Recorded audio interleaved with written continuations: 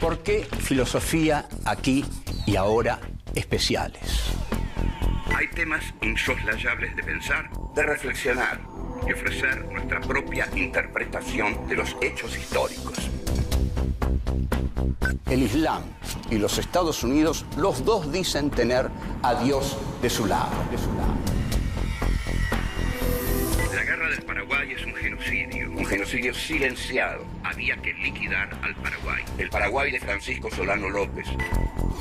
Vamos a hablar de literatura y política para pensar el compromiso del escritor. Los ejemplos de Sartre, Rodolfo Walsh, como el Eternauta de Oestergel que dice: desde ahora estamos solos, completamente solos. ¿Quiénes pensaron la Argentina de otra manera? John William Cook. El peronismo es el hecho maldito del país burgués. Raúl Scalabrini Ortiz queda en el recuerdo de todos como uno de los principales representantes del pensamiento nacional y popular. El imperativo más profundo que tenemos: pensar por nosotros mismos. Filosofía aquí y ahora especiales. Literatura y política. Rodolfo Walsh. 1. Hay un fusilado que vive. 2. El pueblo está solo. 3. El reflujo popular y la lucha armada. 4. Dar testimonio en momentos difíciles. 1. Hay un fusilado que vive. Rodolfo Walsh es una de las figuras más perfectas del escritor comprometido en la Argentina.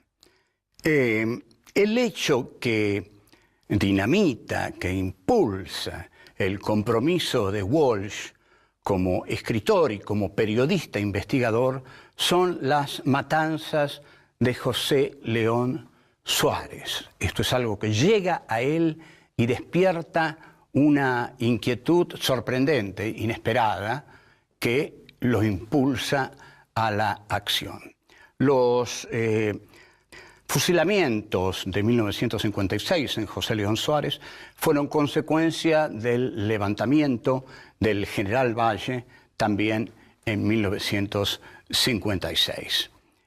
Walsh decide investigar este hecho porque sabe que algo muy oscuro, muy turbio, muy cruel, se esconde detrás de ese levantamiento de Valle. Algo clandestino que hay que investigar cuidadosamente. Entonces, esta investigación toma el cuerpo finalmente del libro famoso hoy, es un libro que es ejemplo del periodismo de investigación, que es Operación Masacre. Operación Masacre inaugura un nuevo género que también, sin conocer a Walsh, habrá de inaugurar en Estados Unidos Truman Capote con su novela sobre A Sangre Fría, sobre el asesinato de esa familia a manos de dos jóvenes asesinos. Walsh narra frente a una cerveza, pensativo, y alguien se le acerca y le dice: hay un fusilado que vive. Es decir, uno de los fusilados de José León Suárez no ha muerto, vive. A partir de ese momento, Rodolfo Walsh no puede pensar en otra cosa, como todo auténtico creador, como todo auténtico investigador, periodista y hasta humanista. ¿Quién es ese fusilado? ¿Dónde está? ¿Cómo encontrarlo? Este es un nuevo compromiso en Walsh, porque Walsh antes escribía ficciones policiales clásicas. La ficción policial clásica es la que nace en Inglaterra como la novela policial de enigma, que su clásico más perfecto es el de Arthur Conan Doyle, Sherlock Holmes. Todos ustedes conocen a Sherlock Holmes. Se han hecho más películas de Sherlock Holmes que de Drácula. El primer libro de Walsh, que escribía mucho en las revistas Leoplan y Belea, se llama Variaciones en Rojo. Hay tres cuentos largos, tres novelas, que componen Variaciones en Rojo. Ellos son La aventura de las pruebas de imprenta, Variaciones en Rojo y Asesinato a distancia. El protagonista es Daniel Hernández, que es un héroe de Walsh, y en verdad Walsh no va a recordar con cariño estos cuentos, porque para él estos cuentos son como un juego de la imaginación que nada tiene que ver con la realidad. En cambio, la tarea que se propone hacer ahora con la novela de non-fiction que va a escribir, Operación Masacre, sí tiene que ver con la realidad, y es su pasaje al policial negro. Policial negro es el policial a la norteamericana, cuyos grandes maestros fueron Dashiell Hammett y Raymond Chandler, con sus detectives Sam Spade y Philip Marlowe. En los 70, Walsh toma un compromiso distinto y entra en la Organización Armada Montoneros. Ahí es muy bien recibido y juega el papel del hombre más culto e inteligente de la organización, a quien le dicen el profesor Neurus. Le dicen el profesor Neurus, que es un personaje de historieta, precisamente por su gran inteligencia. Ya vuelvo. 2. El pueblo está solo.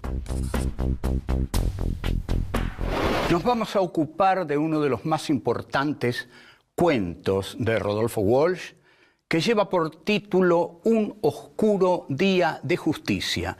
En 1967 Walsh ya lo tenía terminado, y no es casual la fecha, porque en 1967 muere en la Escuelita de la Higuera Ernesto Che Guevara, que es uno de los símbolos del héroe que va a venir desde afuera a salvar al pueblo. Y esta es la idea que Walsh quiere refutar en Un oscuro día de justicia, que se publica entonces en 1973, cuando está por regresar Perón. O sea, el mensaje de Walsh, el pueblo debe salvar al pueblo, digamos, por tomar una consigna de la época, es justamente ese: no confiar en los líderes providenciales. El pueblo tiene en sí toda la potencia y toda la garra para salvarse a sí mismo. La historia de Un oscuro día de justicia pasa en un internado irlandés.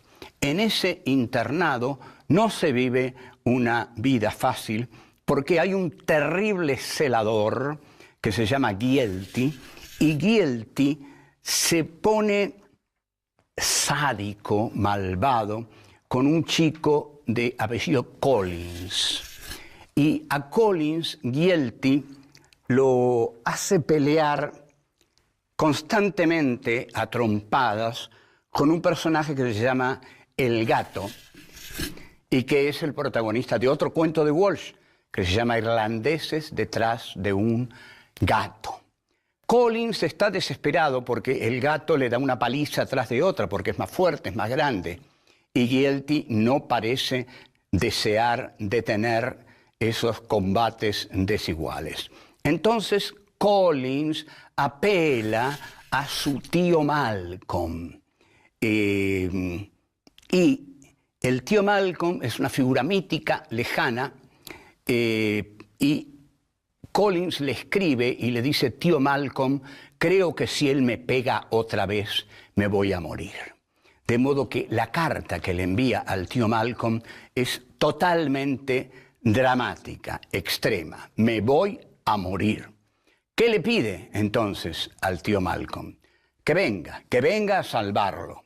Aquí vemos la figura, ya aparecer la figura del líder que va a venir de afuera a salvar al pueblo, en este caso representado por Collins, pero luego por todos los internados. Malcolm le responde en una carta que pareciera más imaginada por Collins que escrita por Malcolm, una carta en la cual dice: el domingo iré, trompearé al celador Gielty hasta la muerte. Que eso es exactamente lo que Collins quiere, que lo trompee hasta la muerte y lo libere del celador Gielty. Todos quieren eso, todo el internado. Todos entonces empiezan a esperar al tío Malcolm. Y a todo Walsh le llama el pueblo, desde el comienzo del cuento. Por fin llega Malcolm, todos aplauden, llega Malcolm, aquí está Malcolm. Malcolm, con los brazos abiertos, responde al clamor de la multitud, que son los internados justamente los internados del internado irlandés. En un primer momento, Malcolm vence al celador Gielty y todos lo festejan y lo aclaman. Pero Malcolm se da vuelta y se enfrenta a ellos y festeja su triunfo, saludándolos, a tal punto que le da la espalda al celador Gielty, quien, aprovechando esta circunstancia, le da un mazazo terrible que da por tierra con el tío Malcolm. Entonces, cuando el tío Malcolm cae y cuando Gielty se retira, el pueblo se da cuenta de que está solo y que debe pelear por sí mismo. Nadie va a pelear por mí, dice el pueblo. Yo, el pueblo, tengo que pelear por mí mismo. No debo esperar líderes providenciales, porque toda posible liberación está en mis manos. Dentro del contexto en que aparece el cuento, que es el regreso de Perón, lo que está diciendo claramente Walsh es, bueno, vayan, busquen a Perón, viven a Perón, hagan lo que quieran con Perón, pero recuerden, Perón no los va a liberar. Nos vamos a liberar solos. Perón no es un ángel del destino que baja de ese avión negro para liberarnos a todos. No, nos tenemos que liberar solos. La causa de nuestra propia liberación está en nuestras propias manos. Vuelvo. 3. El reflujo popular y la lucha armada. Luego de Operación Masacre, Walsh se concentra en otro texto que va a ser fundamental en la misma línea. Este texto comienza a aparecer en el periódico CGT de los argentinos, la CGT que dirigía Raimundo Ongaro. Tiene un enorme despliegue en los ambientes universitarios y confieso que entre tantos otros alumnos yo repartía el periódico de la CGT entrando a distintas aulas, siendo muchachos, compañero, el periódico de la CGT, y algunos lo agarraban y otros me mandaban a otro lado. Bueno, pero la CGT de los argentinos fue un gran momento para el sindicalismo argentino. Ahí estuvo Walsh y ahí empezó a publicar ¿Quién mató a Rosendo?, con el típico título de el ¿Quién mató a Rosendo?, del ¿Quién mató?, de la policial clásica, que se llama Who Done It?, ¿Quién lo hizo? Es de 1968 y es un texto en el que opone al bandorismo, un texto opuesto al bandorismo. En ese momento Bandor representaba para los sectores revolucionarios del peronismo el ala conciliadora, el ala negociadora, el ala pactista, el ala burocrática, en fin, lo peor. O sea, contra él está escrito ¿Quién mató a Rosendo? En la pizzería La Real de Avellaneda, en 1966, es asesinado Rosendo García. Este es el punto de partida del libro de Walsh, que es realmente una investigación tan delicada como la de Operación Masacre. Quizás mejor escrita, quizás no tan documentada, pero ahí ahí está ese texto que queda y es muy importante. Ahora, no solo sobre esto escribe Walsh, porque es un escritor integral, Walsh. Escribe ficciones, escribe ensayos, escribe artículos, hace política, en fin, el escritor total, tan ausente en estos días. Uno de los cuentos que escribe es Corso. Corso es un cuento divertidísimo que demuestra que Walsh, y me lo han dicho quienes lo conocieron de cerca, era un tipo muy divertido, era un tipo muy jodón, realmente muy divertido. Y el cuento Corso es dos locos muchachos que van a un corso, ¿no? Estas cosas que se hacían antes, que todavía se hacen, y ven venir a un tipo disfrazado de hindú que tiene una cosita que se echa un poquito de queroseno en la boca, sopla y con una pluma lanza una bocanada de fuego. Entonces se consiguen una pluma igual a la del hindú, algo así, y cuando el hindú pasa frente al palco del gobernador de la ciudad y se tira más que nunca querosene para largar su bocanada de fuego más potente, uno de los dos atorrantes estos con la pluma le hace cosquillas en los genitales. Y este se quema vivo porque se traga todo el queroseno y se incendia por dentro. Y Walsh dice, ya no hablaba más en el idioma, porque el hindú iba hablando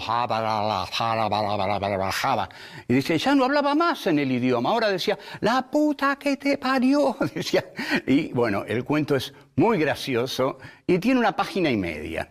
Walsh pudo seguir dando grandes obras maestras a la literatura argentina que tanto las necesita, pero su militancia en Montoneros lo devoró por completo. Perón muere en 1974 y a partir de ahí comienza una violencia de aparatos entre Montoneros, que pasa a la clandestinidad, y las bandas clandestinas del gobierno de Isabel Perón. Walsh señala que ante el reflujo popular no puede haber violencia, algo tan elemental que cualquiera lo debió haber entendido. Cualquiera lo debió haber entendido. Pero bueno, no se entendió. En este sentido discute con la cúpula de Montoneros. La discusión es muy fácil. Si nosotros entramos al peronismo para contar con las masas del peronismo, o sea, para que la violencia del aparato montonero, del aparato armado, estuviera anclada en las masas peronistas, que tuviera como base las masas peronistas, ahora que no están las masas peronistas, que las masas peronistas se han vuelto sobre sí mismas, y han vuelto a sus casas, porque nada más alejado de las masas que la violencia de las metralletas. Ahora, dice Walsh, hay que también recluirse. El reflujo de las masas debe ser nuestro reflujo. No le hacen caso, continúan, y la represión de la dictadura se hace cada vez más feroz. Walsh rompe con los montoneros.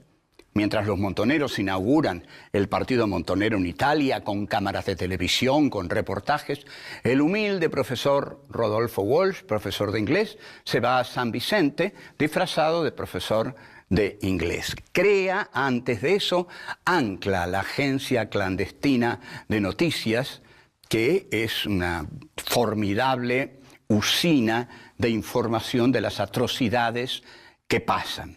Las atrocidades que pasan eran conocidas por todos, pero no hasta tal extremo. Pocos llegaron a adivinar la inmensidad del horror y de la crueldad.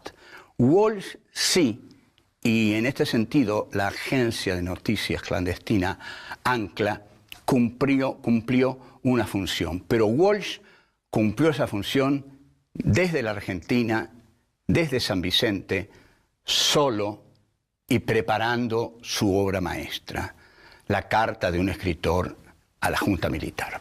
Vuelvo. 4. Dar testimonio en momentos difíciles. La carta de un escritor a la Junta Militar es de una admirable precisión ante todo. La Junta Militar en 1977 cumplía un año de su asalto al poder. La carta de Rodolfo Walsh tiene dos partes. En la primera parte describe las atrocidades humanitarias de la Junta y en la segunda parte es la parte económica. En la parte en que describe las atrocidades que la Junta comete contra los derechos humanos de las personas, describe con una minuciosidad increíble, terriblemente informado para un hombre en 1977, escribe 15.000 desaparecidos, 10.000 presos, 4.000 muertos, decenas de miles de desterrados, son las cifras desnudas de ese terror que ustedes han implantado. Colmadas las cárceles ordinarias, crearon ustedes en las principales guarniciones del país virtuales campos de concentración donde no entra ningún juez, abogado, periodista u observador internacional. Eran los campos de concentración cerrados que llegaron, según cálculos de Pilar Calveiro, en Poder y Desaparición, a 340 campos de concentración en la Argentina. Sigue Walsh. El secreto de los procedimientos invocados como necesidad de investigación convierte a la mayoría de las detenciones en secuestros que permiten la tortura sin límite y el fusilamiento sin juicio. Si nadie sabe dónde está detenido el detenido, la tortura puede extenderse ilimitadamente. La segunda parte, que es la parte económica de la carta a la Junta, Walsh dice: estos hechos que sacuden la conciencia del mundo civilizado no son, sin embargo, los mayores sufrimientos que han traído al pueblo argentino. El mayor sufrimiento es la miseria planificada. O sea que para Walsh los mayores sufrimientos son la matanza estructural debida al plan económico de Martínez de Hoz. Hace un análisis contundente de la política económica de la dictadura, porque tiene todos los elementos para hacerla. Es notable el manejo que tiene tanto en los datos de los derechos humanos como en el análisis de la economía. Y la carta tiene un final realmente conmovedor. El ejemplo del escritor comprometido. Dice: estas son las reflexiones en el primer aniversario de su infausto gobierno que he querido hacer llegar a los miembros de esa junta.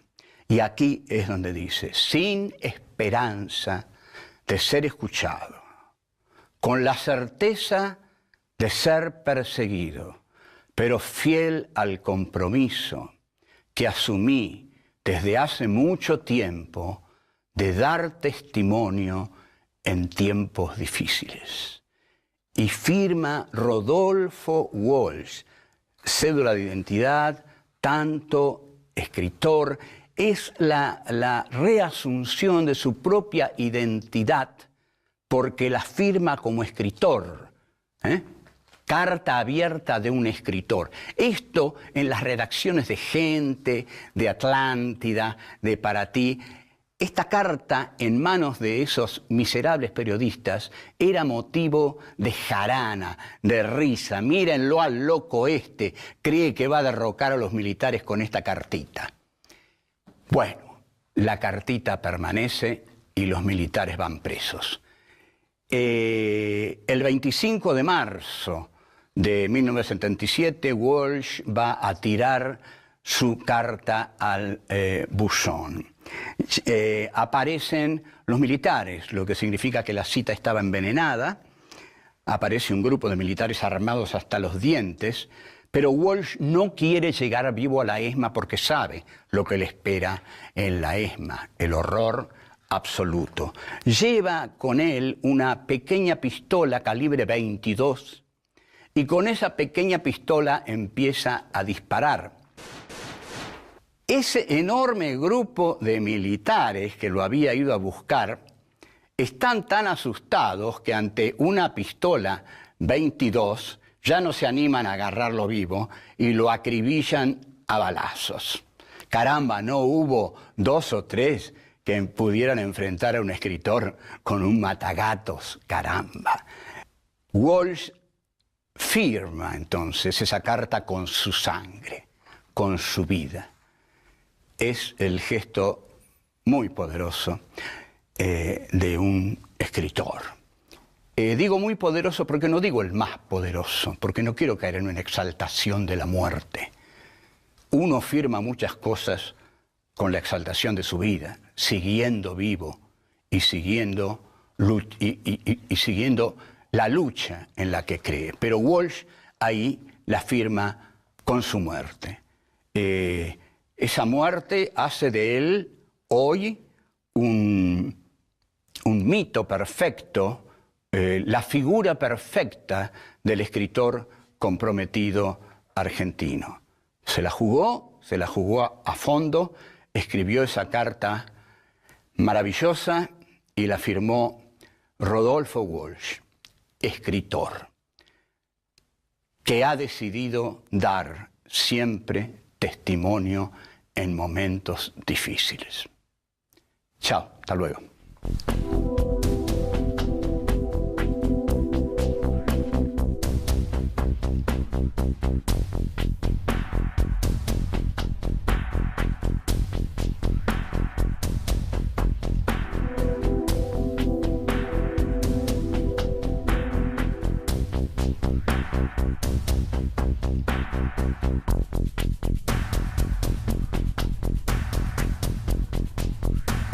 Y le dice, hay un fusilado que vive. Es decir, uno de los fusilados de José León Suárez no ha muerto, vivo, vive. A partir de ese momento, Rodolfo Walsh no puede pensar en otra cosa como todo auténtico creador, como todo auténtico investigador, periodista y hasta humanista. ¿Quién es ese fusilado? ¿Dónde está? ¿Cómo encontrarlo? Este es un nuevo compromiso en Walsh, porque Walsh antes escribía ficciones policiales clásicas. La ficción policial clásica es la que nace en Inglaterra como la novela policial de enigma, que su clásico más perfecto es el de Arthur Conan Doyle, Sherlock Holmes. Todos ustedes conocen a Sherlock Holmes, se han hecho más películas de Sherlock Holmes. ¿Por qué filosofía aquí y ahora especiales? Hay temas insoslayables de pensar, de reflexionar y ofrecer nuestra propia interpretación de los hechos históricos. El Islam y los Estados Unidos, los dos dicen tener a Dios de su lado. La guerra del Paraguay es un genocidio silenciado. Había que liquidar al Paraguay. El Paraguay de Francisco Solano López. Vamos a hablar de literatura y política para pensar el compromiso del escritor. Los ejemplos de Sartre, Rodolfo Walsh, como el eternauta de Oestergel que dice, desde ahora estamos solos, completamente solos. ¿Quiénes pensaron la Argentina de otra manera? John William Cook. El peronismo es el hecho maldito del país burgués. Raúl Scalabrini Ortiz queda en el recuerdo de todos como uno de los principales representantes del pensamiento nacional y popular. El imperativo más profundo que tenemos. Pensar por nosotros mismos. Filosofía aquí y ahora especiales. Literatura y política. Rodolfo Walsh.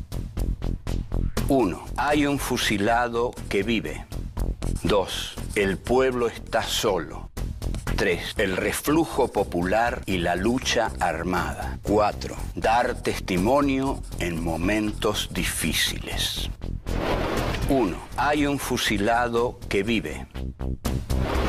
Rodolfo Walsh es una de las figuras más perfectas del escritor comprometido en la Argentina. El hecho que dinamita, que impulsa el compromiso de Walsh como escritor y como periodista investigador son las matanzas de José León Suárez. Esto es algo que llega a él y despierta una inquietud sorprendente, inesperada, que lo impulsa a la acción. Los fusilamientos de 1956 en José León Suárez fueron consecuencia del levantamiento del general Valle también en 1956. Walsh decide investigar este hecho porque sabe que algo muy oscuro, muy turbio, muy cruel se esconde detrás de ese levantamiento de Valle. Algo clandestino que hay que investigar cuidadosamente.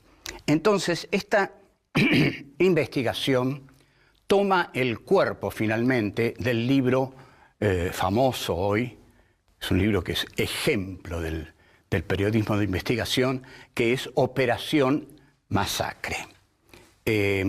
Operación Masacre inaugura un nuevo género que también, sin conocer a Walsh, habrá de inaugurar en Estados Unidos Truman Capote con su novela sobre A Sangre Fría, sobre el asesinato de esa familia a manos de dos jóvenes asesinos.